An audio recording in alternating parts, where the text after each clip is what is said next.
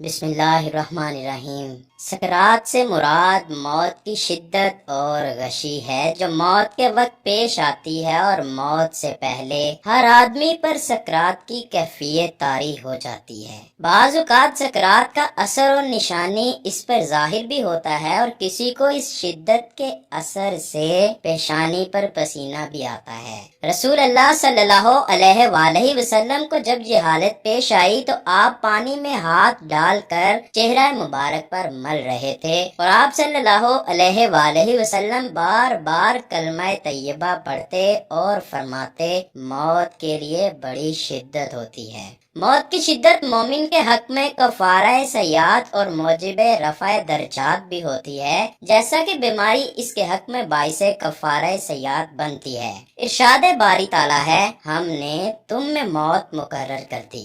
سورہ عنکبوت میں ارشاد ہوتا ہے، ہر جان کو موت کا مزہ چکھنا ہے، پھر ہماری ہی طرف تم پھیرے جاؤ گے۔ اسی طرح سورہ نساء میں ارشاد ہوتا ہے، تم جہاں کہیں بھی ہوگے موت تمہیں ضرور پکڑ لے گی، اگرچہ تم مضبوط قلعوں میں ہو۔ تم فرماؤ، بے شک وہ موت جس سے تم بھاگتے ہو وہ ضرور تمہیں ملنے والی ہے، پھر تم اس کی طرف پھیرے جاؤ گے جو ہر غیب اور ظاہر کا جاننے والا ہے، پھر وہ تمہیں تمہارے اعمال بتا دے گا۔ اسی طرح سورہ کاف کی آیت نمبر 45 میں اللہ پاک فرماتا ہے، اور آئی موت کی سختی حق کے ساتھ، یہ ہے جس سے تو بھاگتا تھا۔ ان آیات سے پتہ چلتا ہے کہ ہم چاہے جتنی مرضی موت کا انکار کریں، لیکن یہ عنقریب آنے والی ہے۔ موت ایسی سختی کے ساتھ آتی ہے کہ انسان پر غشی طاری ہو جاتی ہے، اور موت عقل پر غالب آ جاتی ہے، اور سکرات کی حالت میں کہا جاتا ہے کہ یہی ہے وہ موت جس سے تو بھاگتا تھا۔ اس آیت میں اللہ پاک عمومی طور پر انسان کو نصیحت کر رہا ہے کہ موت کا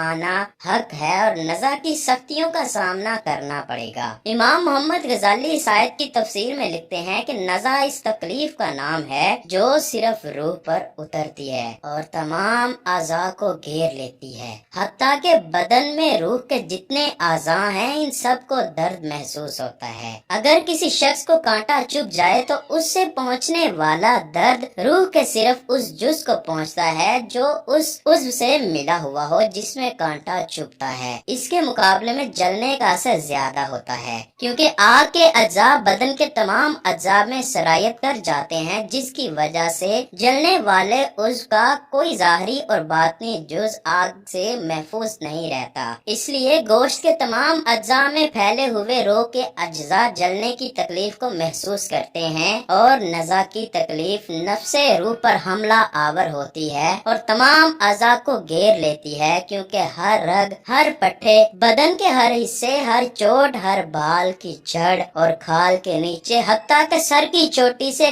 قدم تک ہر جگہ سے روح کو نکالا جاتا ہے۔ اس لیے تم اس کے کرب اور تکلیف کا حال نہ پوچھو، حتیٰ کہ بزرگوں نے فرمایا، موت تلوار کی مار، آرے کے چیرنے اور کینچی کی کاٹ سے زیادہ سخت ہے۔ کیونکہ بدن کو تلوار سے کاٹا جائے تو صرف اسی لیے تکلیف ہوتی ہے کہ بدن کا روح سے تعلق ہے، تو جب صرف روح ہی کو صدمہ پہنچے تو کس قدر تکلیف ہوگی۔ کسی بھی شخص کو جب مارا جاتا ہے تو وہ دنیا والوں سے مدد مانگتا ہے، چیختا ہے، چلاتا ہے، کیونکہ اس کی زبان اور دل میں طاقت ہوتی ہے، لیکن مرنے والے کی چیخو پکار اور آواز سخت تکلیف کی وجہ سے بند کر دی جاتی ہے۔ اعضاء اتنے کمزور پڑ جاتے ہیں کہ مدد مانگنے کی صلاحیت نہیں رہتی۔ انسان چاہتا ہے کہ چلائے، روئے اور مدد مانگے، لیکن وہ ایسا نہیں کر پاتا۔ اگر کچھ قوت باقی بھی رہتی ہے تو روح نکلتے وقت حلق سے صرف غر غر کی آواز ہی نکل پاتی ہے۔ تکلیف عقل کو بھی ڈھانپ لیتی ہے، اوزان خطا کر دیتی ہے، زبان کو بولنے سے روک دیتی ہے،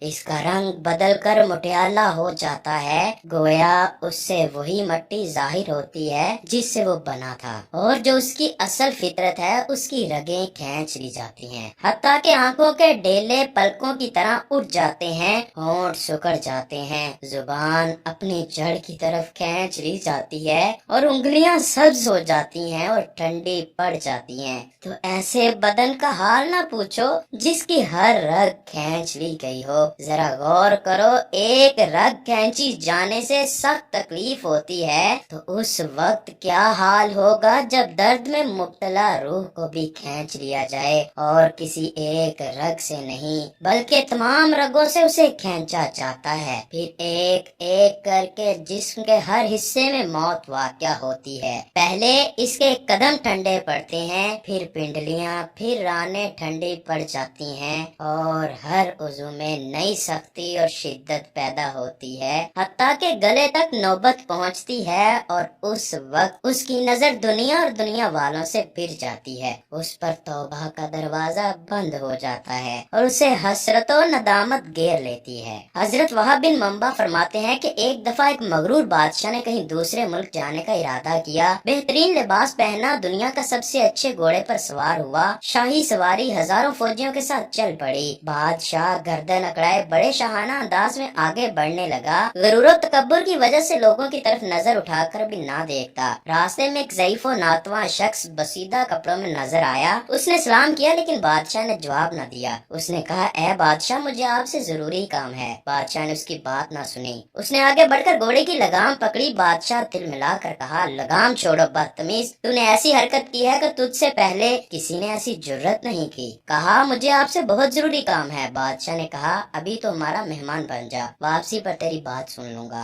कहा, हरगिज नहीं, खुदा अज़्ज़वजल की कसम, मुझे अभी तुझसे काम है। बादशाह ने कहा, बता क्या काम है। कहा, एक राज की बात है, मैं चाहता हूँ कि सिर्फ तुझे ही मालूम हो। ला अपना कान मेरे करीब कर। बादशाह ने सर झुकाया तो उसने कहा, मैं मलकुल मौत हूँ, तेरी रूह कब्ज करने आया हूँ। ये सुनना था कि बादशाह मारे दहशत के थर थर कांपने लगा, रंग मुतगैर हो गया। उसने खौफजदा लहजे में कहा, इस वक्त मुझे कुछ मोहलत दे दो ताकि मैं जिस काम से निकला हूँ उसे पूरा कर आऊँ, फिर तुम जो चाहे करना। मलकुल मौत ने कहा, अल्लाह अज़्ज़वजल की कसम, तू अपनी सल्तनत को अभी कभी न देखेगा। बादशाह ने मिन्नत समाजत करते हुए कहा, अच्छा मुझे मेरे घर वालों के पास ही जाने दे। मलकुल मौत ने फरमाया, हरगिज नहीं। ये कहकर उसकी रूह बड़े ही दर्दनाक तरीके से कब्ज की। वहाँ मौजूद हर फौजी तड़प उठा और सबने सच्ची तौबा की। फिर मलकुल मौत एक मोमिन नेक शख्स के पास गए और सलाम किया। उस मर्दे साले ने जवाब दिया। मलकुल मौत ने फरमाया, मुझे तुमसे जरूरी काम है। पूछा, बताइए क्या काम है। कहा, राज की बात है। मर्दे साले ने अपना कान करीब किया तो उसने कहा,